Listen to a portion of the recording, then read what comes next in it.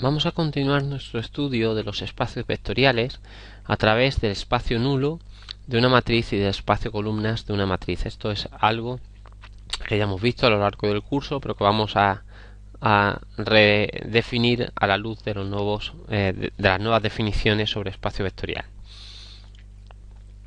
Tenemos, por ejemplo, esta matriz que observamos que al multiplicarla por este vector x tiene la propiedad de que a por x es igual a 0. Eso, de hecho, no es una propiedad única de este vector, como ahora veremos, sino que llamamos el espacio nulo de la matriz a todos aquellos vectores en Rn, tales que a por x es el vector 0 del espacio de salida, en este caso Rm. Todos estos vectores estarían mapeando en un único punto. De hecho, esta matriz que teníamos anteriormente, si calculamos el equivalente por filas y la reducimos a su forma escalonada reducida, pues tendríamos que todos los vectores que cumplen esa propiedad de que son solución del sistema homogéneo serían todos aquellos que tienen esta forma. Todos los vectores que tienen esta forma son infinitos vectores. Por lo tanto, el espacio nulo está formado por infinitos vectores. Es una recta, en este caso, en R3, y el caso anterior que poníamos, el ejemplo anterior, es el vector que se obtiene cuando se sustituye x3 por menos 2. Por otra parte, tenemos este siguiente teorema. El espacio nulo de una matriz A es un subespacio vectorial de Rn. Por una parte, es obvio que el espacio nulo pues está incluido en Rn, puesto que A tiene n columnas, es el espacio de los vectores de entrada a la matriz A. Tenemos que demostrar, para que sea subespacio vectorial, tenemos que demostrar que el 0 pertenece al espacio nulo de la matriz A.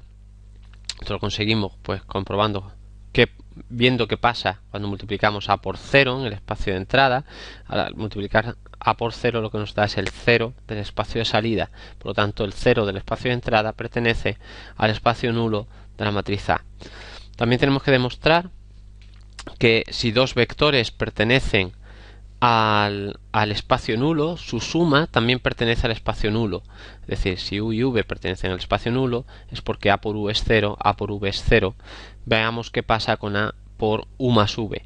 Bueno, pues utilizando propiedades de la multiplicación de matrices, tendríamos que esto sería a por u más a por v. A por u vale 0, a por v también vale 0, 0 más 0 es 0, por lo tanto a más v pertenece al espacio nulo de la matriz A. Por último, también tenemos que comprobar que la multiplicación de un vector del espacio nulo por un escalar sigue perteneciendo al espacio nulo. Si u pertenece al espacio nulo es porque a por u es igual a 0, o lo que es lo mismo, a por u es 0. Ahora tenemos que comprobar qué pasa con c por u. A por c por u es lo mismo que c, que puede salir fuera de la multiplicación, de a por u, pero a por u vale 0, puesto que u pertenece al espacio nulo, y por tanto c por 0 es 0, y c por u pertenece al espacio nulo de la matriz A. En este ejemplo tenemos un conjunto de vectores en R4 que cumplen esta restricción, y lo que nos preguntamos es si este conjunto de vectores es un subespacio vectorial de R4. Para ello podemos escribir estas condiciones de pertenecer al subconjunto H como, dado que no tienen términos independientes, lo podemos poner como una matriz por un cierto vector igual a 0, puesto que el H es el subespacio nulo de esta matriz. Tenemos que H es subespacio vectorial de R4. Incluso podemos dar una base para el espacio nulo de H. El espacio nulo de H, si cogemos la matriz H y la encontramos cuál es su matriz escalonada reducida, a partir de ella podemos deducir que todos los puntos que pertenecen al espacio nulo tienen la siguiente forma. Tiene que ser, la primera ecuación lo que nos está diciendo es que A tiene que ser menos C más D, B tiene que ser 0 y C y D quedan como variables libres. Si agrupamos todo lo que dependa de C a un lado y todo lo que dependa de D a otro, tenemos que C por este vector más D por este vector dan lugar a un punto genérico que pertenece al espacio nulo de la matriz A. Es decir, que el espacio nulo es el subespacio generado por todos aquellos vectores, el subespacio generado por estos dos vectores. Por lo tanto, estos dos vectores son la base de ese espacio nulo que estábamos definiendo. El espacio de columnas está formado por todos aquellos puntos de Rm tales que yo puedo definir unos pesos que al combinar las columnas de la matriz A dan lugar a ese vector. Bueno, eso es lo que hemos llamado también el subespacio generado por las columnas de cada una de las columnas de la matriz A. El espacio de columnas de una matriz es subespacio vectorial de Rm. La demostración es que el espacio de columnas de la matriz A está generado por un número finito de vectores y por el teorema 3.1 esto es un subespacio vectorial de Rm. Por lo tanto, ya hemos demostrado que el espacio de columnas es un subespacio. Aquí tenemos un ejemplo. Queremos buscar una matriz A tal que su espacio de columnas esté formado por aquellos vectores de R3 que cumplen esta restricción. De nuevo, esta restricción, agrupamos todo lo que dependa de uno de los parámetros, todo lo que dependa del otro parámetro, nos damos cuenta al final que este espacio de columnas pues es el subespacio generado por estos dos vectores y por lo tanto existe una matriz A tal que su espacio de columnas coincide con este vector que estábamos aquí con este conjunto que estábamos aquí definiendo. Sería aquella matriz A que tiene estos dos vectores de la base como columnas de su matriz. Existe una serie de diferencias entre el espacio nulo de una matriz y el espacio de columnas de esa matriz. Yo voy a hacer hincapié solamente en el hecho de que el espacio nulo es un subespacio del espacio de entrada, mientras que el espacio de columnas es un subespacio del espacio de salida. Todas las demás propiedades son interesantes y deben de ustedes estudiarlas, pero no tiene sentido que leamos la tabla entrada por entrada en clase.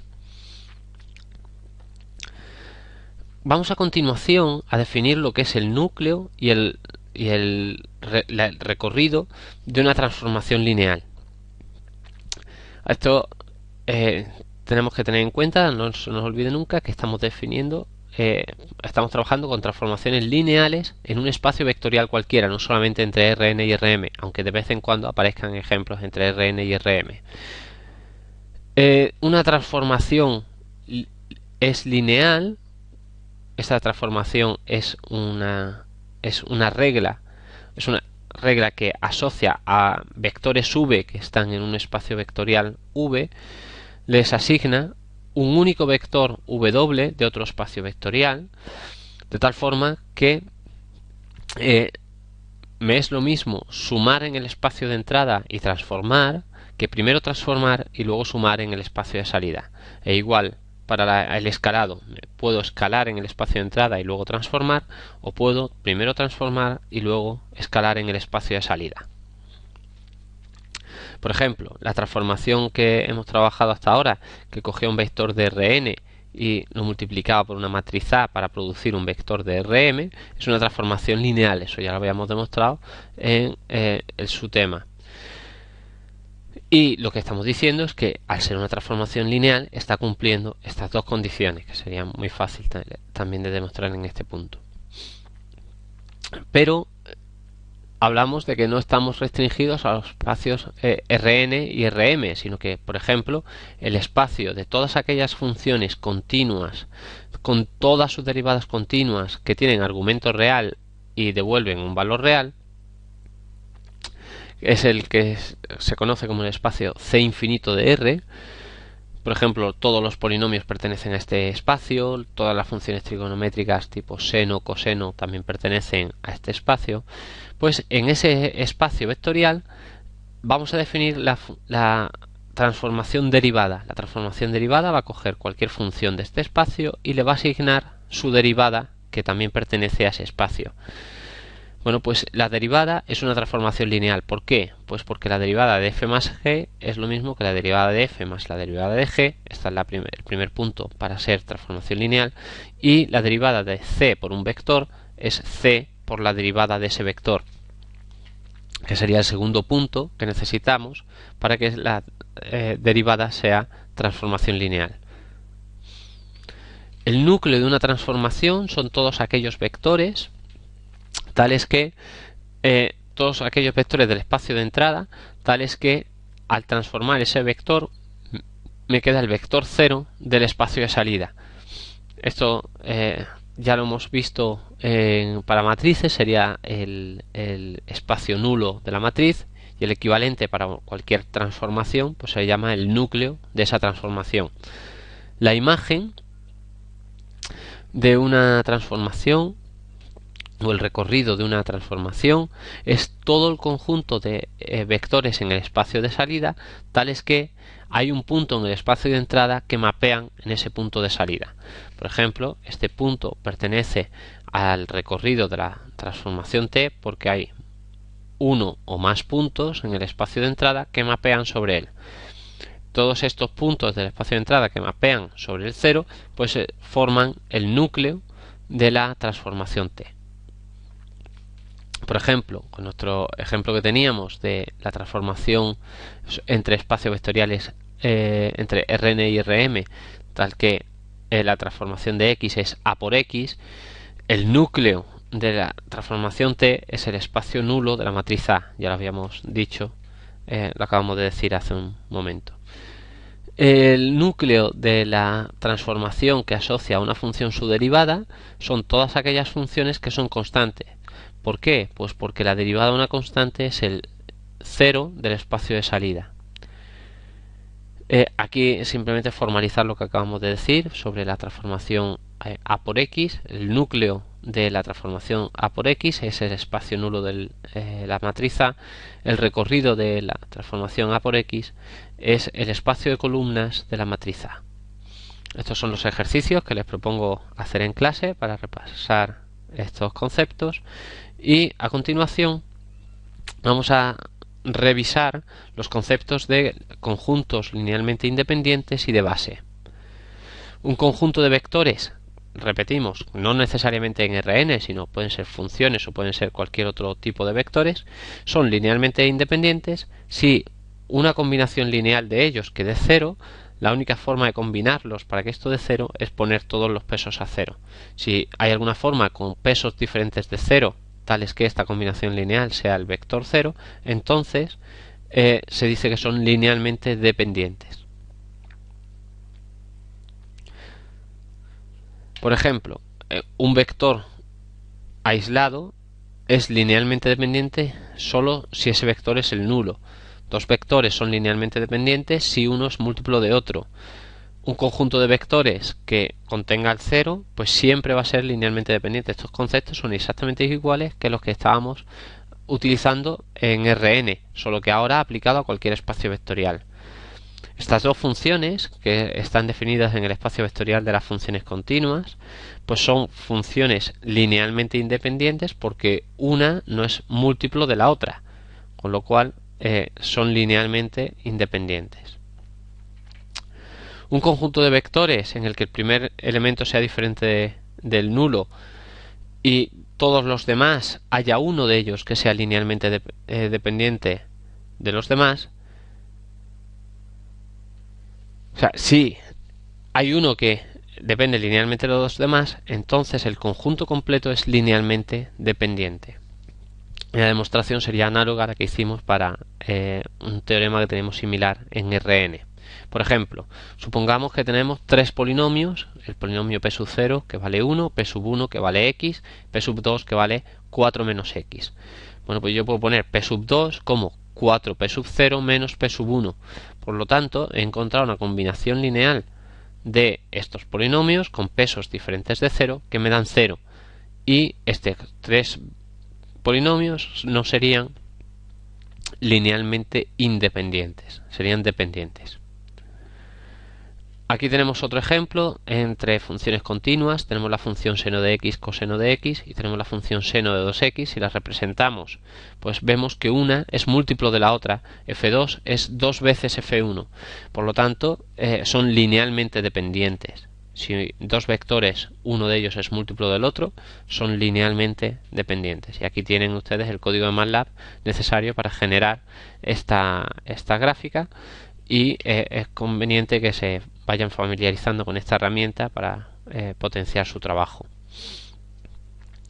Igual que definíamos una base para los subespacios en Rn, también podemos hacerlo para cualquier subespacio vectorial.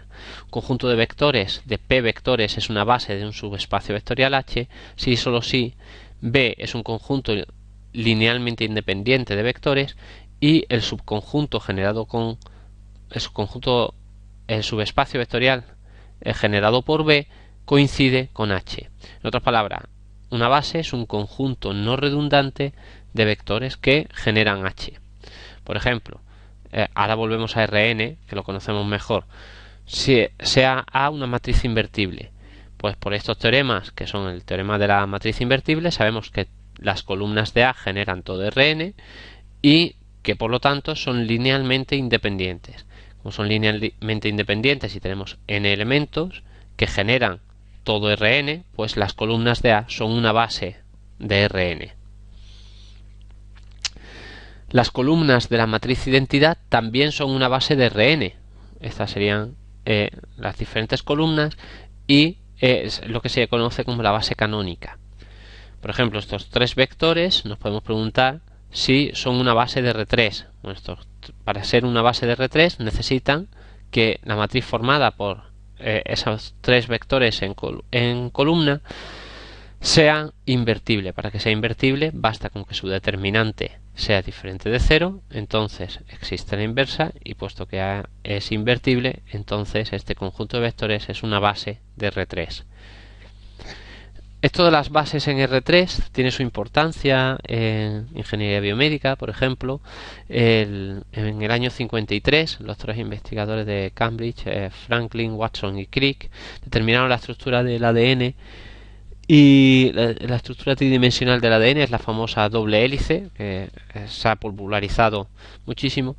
Esta doble hélice es el patrón, lo descubrieron a partir del patrón de difracción de rayos X del ADN cristalizado. Aquí tienen un ejemplo de cómo se ve esos cristales al microscopio.